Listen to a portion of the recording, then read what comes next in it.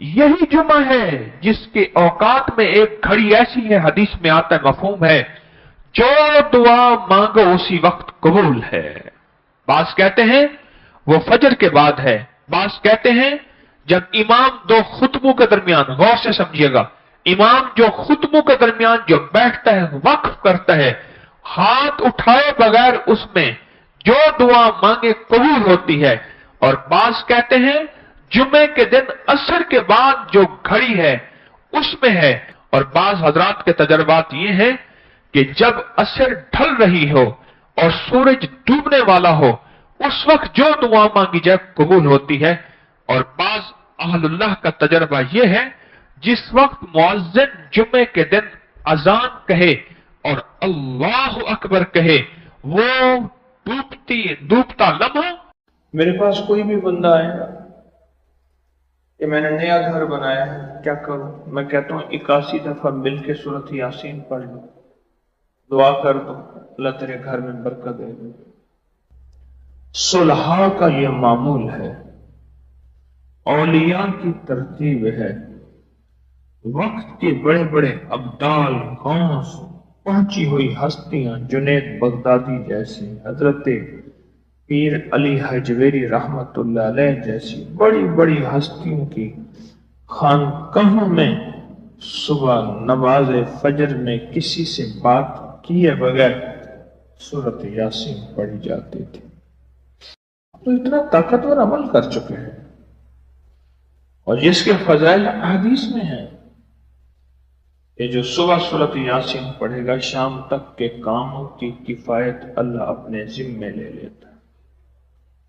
आप यहां बैठे पढ़ रहे हैं, आपका घर, आपके बच्चे, बीवी, काम, कारोबार, जिम्मेदारियां, सारा निजाम मेरे रब करीम ने अपने जिम्मे ले लिया।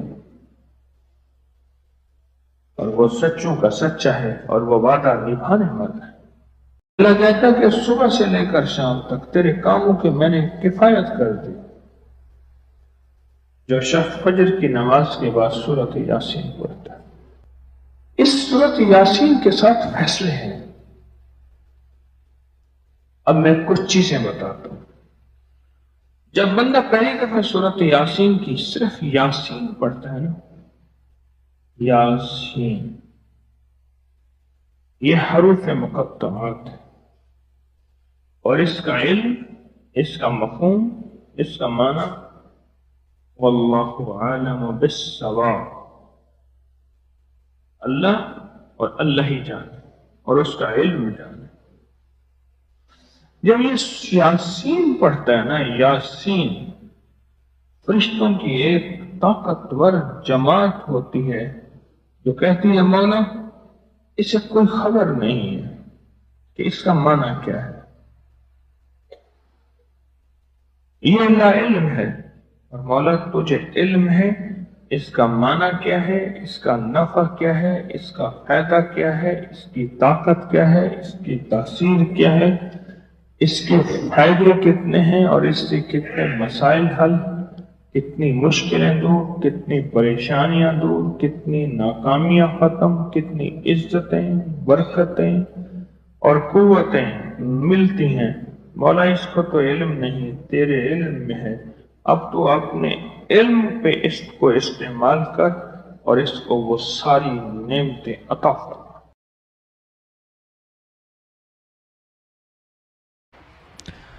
हमारे एक बुजुर्ग गुजरे हैं, बड़े अल्लाह वाले, वो हर शख्स को इस्तिग़फ़ार बताते थे और इस्तिग़फ़ार का तावीज लिख कर देते थे, कल इसको घोल के पी लो, गले में डाल दो, यूं कर दो, यूं कर दो। हर शख्स को इस्तिग़फ़ार बताते थे। किसी ने पूछा आप हर शख्स को इस्तिग़फ़ार बताते हैं, फरमाया कि आसमान से रोजाना खैर भी उतरती है, शर भी उतरता है, बलाएं भी उतरती हैं, मुसीबतें भी उतरती हैं और बरकतें भी उतरती हैं और वो हमारे गुनाहों के बकदर उतरती हैं। और फिर एक हदीस सुनाते थे, फरमाते थे मैंने मिशकात शरीफ में एक हदीस देखी है कि इंसान जब खताएं करता है, गुनाह करता है, تو وہ خطائیں گناہ اتنی زیادہ ہو جاتی ہیں، حدیث کا مفہوم عرض کر رہا، اتنا زیادہ ہو جاتی ہیں کہ ہمارے رزق کے دروازے کو بند کر دیتی ہیں، اور رزق کا دروازہ تھوڑا سا کھلا رہ جاتا ہے، باقی بند ہو جاتا ہے، باقی بند ہو جاتا ہے۔ اس کی ایک مثال دیتا ہوں۔ ہمارے والد صاحب رحمۃ اللہ کے جو باغ تھا، اب تو حکومت نے اس میں پابندی لگا دی ہے، پہلے باغ کا پانی اسپیشل بنتا تھا، باغ کا پانی جو ذمہ دار ہیں ان کے پتہ ہے، اور باغ کو بہت پانی دیتے تھے، اور جہاں باغ ہوتا ہے اب بھی گورنمنٹ کا لا ہے، وہاں حکومت سڑک نہیں بنا سکتی، وہاں حکومت باغ کو نہیں کاٹنا، مقصد یہ ہے۔ انگریز ایک قانون بنا کے گیا تھا کہ باغ جہاں لگا دیں وہاں کالونی نہیں بن سکتی، وہاں مراعات ہیں، رعایتیں ہیں۔ تو ہمارے باغ کا پانی بڑا بنا ہوا تھا، ایک بڑا، اسے موگا کہتے ہیں، بڑا پائپ لگا ہوا تھا، جو بڑی بڑی زمینوں کو جتنا پانی ملتا تھا اس باغ کو اتنا ملتا تھا۔ ہمارے پڑوس میں میرے والد صاحب رحمت اللہ علیہ کے رشتہ دار تھے،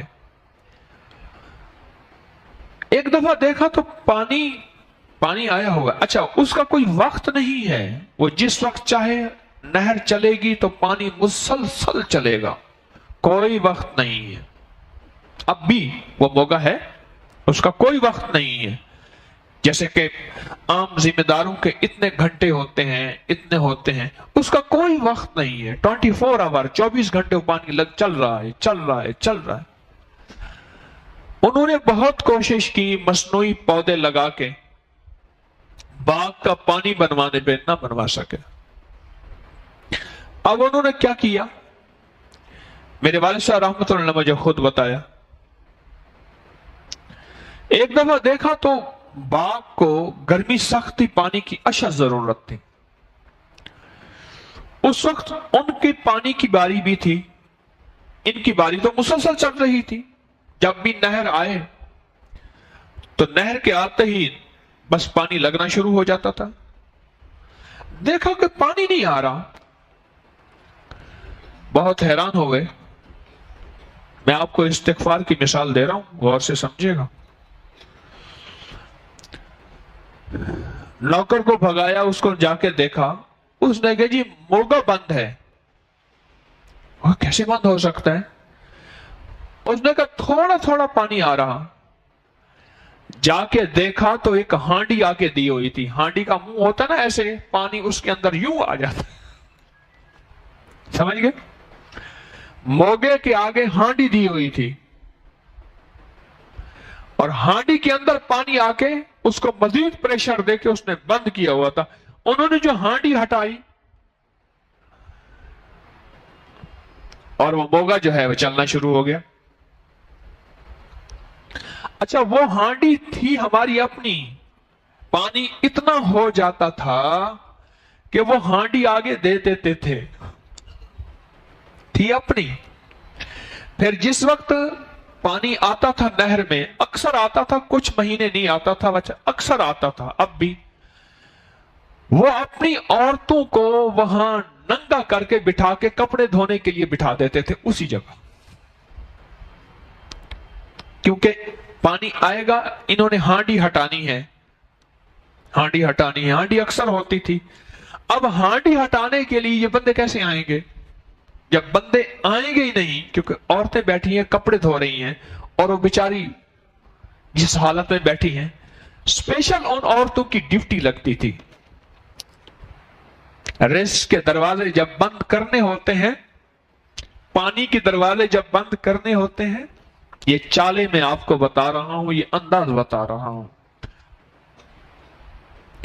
اب حدیث مبارک پھر سنیے، جب انسان کے خطائیں اور گناہ بڑھ جاتے ہیں تو رزق کے دروازوں کے سامنے یہ گناہ آ جاتے ہیں، اور رزق یا بند ہو جاتا ہے یا تھوڑا ہو جاتا ہے۔